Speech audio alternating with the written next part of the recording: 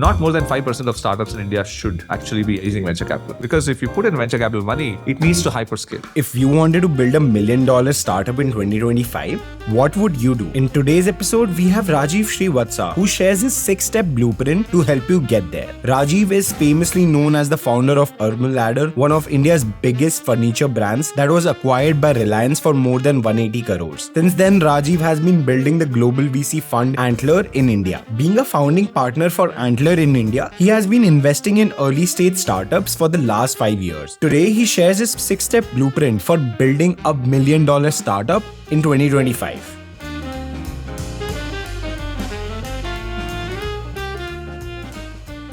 When someone is an aspiring founder, what are some things that you tell them as an advice at idea stage versus now idea to like they've launched MVP stage? I think the job of any of us at the start is to sort of really help the founders see the very foundational questions. As VCs and as platforms, I think our job is to really open the guardrails out on what founders should focus on in terms of ask the right hard questions. Can you give me an example of like a hard question that definitely like makes founders reflect? So I think a VC, let's talk about, the entrepreneurship journey is a hard enough journey. The bootstrap founder journey is also hard. The VC founder journey is even harder.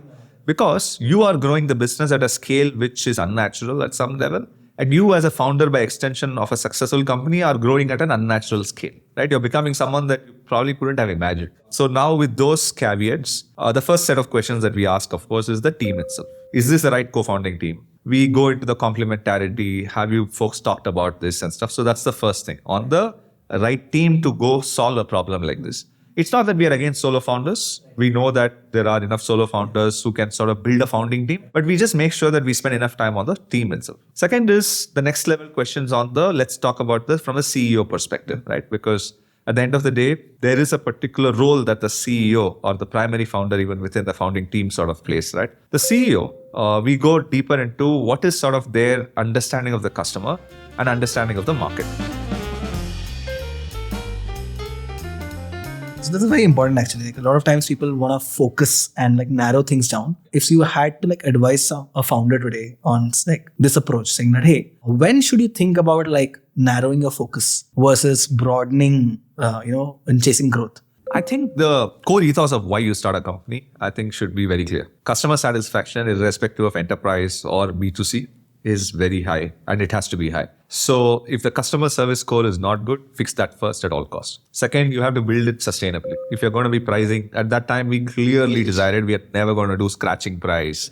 So pricing at the right price and people are buying. 3, when you put some money on marketing, basically make sure that you're able to scale in a way that customer satisfaction as well as your foundational sustainability of economics stays. Now, sustainability of economics does not mean that you price really high because your small production volume will make you price. You can assume that you will get some level of volume benefits. So price at the right level so that you're not missing product market fit. If you price too much, where for low volumes, you're not going to get product market fit and you'll never scale up. If you price crazily, which you'll never be able to price even at scale, you're doing wrong things, right? So I think as long as you hold this balance of customer satisfaction, pricing at the right thing, and ability for digital marketing to scale things up. See, product market fit is never one time. It is always at every single scale it's going to break. One channel work for you, it's going to break some point in time. Some other new channel, it works for you. Offline works for you, it's going to break at some scale. By now, we know that Rajiv is a master when it comes to understanding growth. And for folks that are watching, we have the perfect thing in store for you. The 4-week growth program by GrowthX. A program where you will get to learn the entire A to Z of growth. From acquiring customers to onboarding them, retaining them, and last but not the least, monetizing them. And you will learn this not alone, but with peers from some of the top companies of India. And by the way, all of this is taught by program directors who have built and led growth teams at Crore and Razorpay. So hurry up, the program starts on December 1st. The link to sign up is in the description and I will see you there.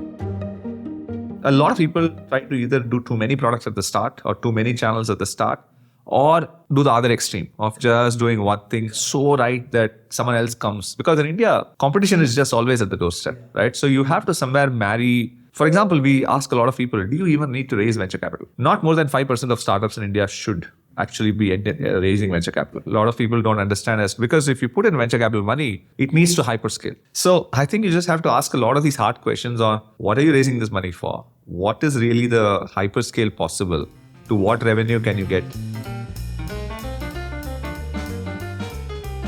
In your words, just for everyone, like in a very simple terms, can you explain what founder market fit means? I think there is a lot of merit in a founder, a person who's becoming a founder, to have spent enough time in a particular sector.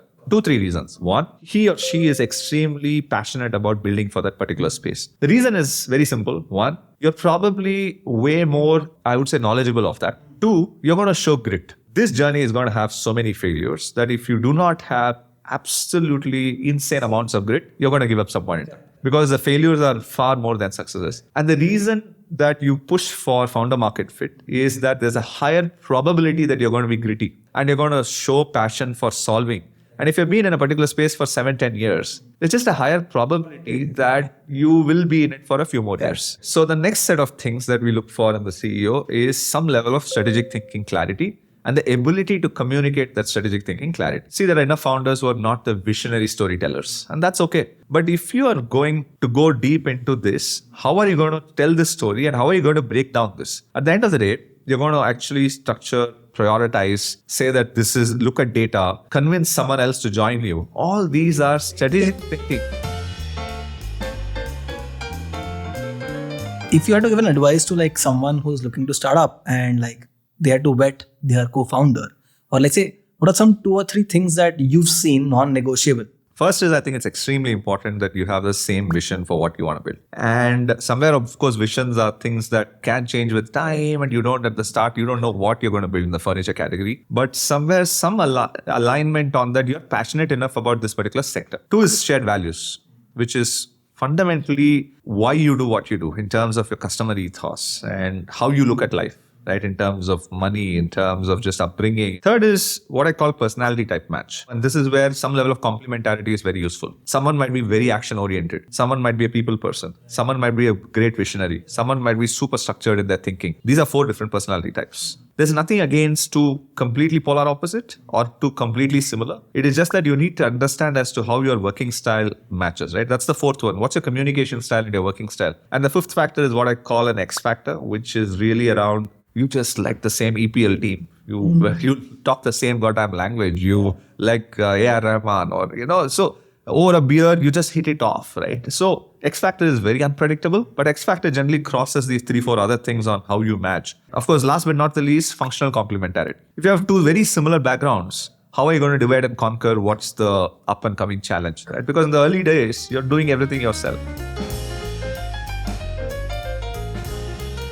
And when you're having these debates, let's say there is a mood, how would you recommend like co-founder conflict resolution? See, one is of course some level of debate between 2 very smart people always exists. 2 co-founders should will never agree the same in everything. Then though, if there's that level of consensus, wrong co-founders. You're not challenging each other. So there's always that healthy debate of 70-30, right? 70 maybe you agree. You always go back to vision. You go back to values as the first point of call. If this is not values, is not in the vision in the direct line, you use that to say this is not who we are. Now, if it is sticking off those 2 and it is, there is the Simon Sinek model of this why, how, what is the best example of this, right? A lot of co-founders conflict gets to the what. Should we do this initiative? Should this be the goal? But what they are obfuscating is the conflict on the how or the why. Why is the vision? The vision level, if there's conflict, you have to first debate that out. The how has 2 aspects. The how has values and how has strategy. If it's the values level, you have to debate that out. If it is strategy, there'll always be a 80-20 division. And if there is, you get in third-party views, you get in some mentor, you get in some board member. But if there's a conflict there. Is there like softer aspects on the how especially? Because when like we are aligned on values, but let's say if I keep overruling on a co-founder all the time, which is what the any softer aspect tips that you've learned?